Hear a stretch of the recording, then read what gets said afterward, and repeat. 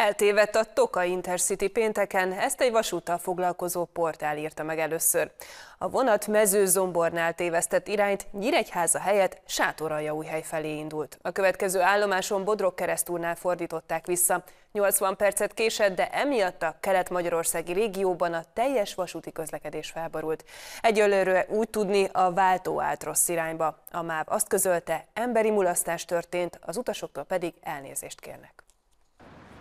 Minden nap 1:30 előtt 5 perccel indul az úgynevezett köricé a keleti pályaudvarról. A keleti országrész több nagyvárosát érinti, majd a nyugatiba érkezik több mint 4 órával később.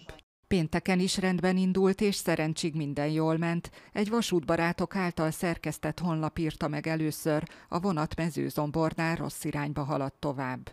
Mutatjuk térképen, Nyíregyháza helyett Sátoraljaújhely felé indult el. A lap szerint hamar kiderült a hiba, a vonatot a következő állomásnál Bodrogkeresztúrnál fordították vissza. A történtek miatt jókora késéssel folytatta útját Nyíregyháza felé. Egy magánvasúti mozdony, ami Mezőzomboron rendelkezésre állt, ez utána ment a rossz irányba haladt vonat után, ezt rákapcsolták ott, és visszavontatta Mezőzomborra ezt a vonatot. A malőr miatt több vonat késett, vagy nem is indult el péntek délután. A MÁV-Inform azt írta, forgalmi ok miatt voltak a jelentős késések. Az érintett Intercity például 80 percet késett.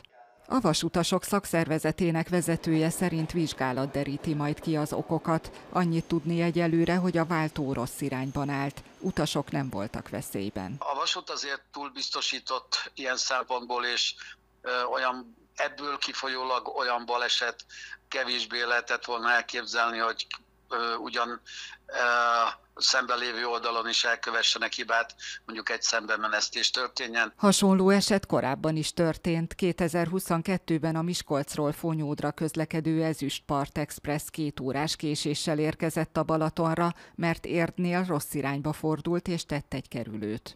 9 éve pedig a Szombathelyről Budapestre tartó Intercity egy helyen rossz símpárra állt, így Répcelak helyett Sárvárra futott be.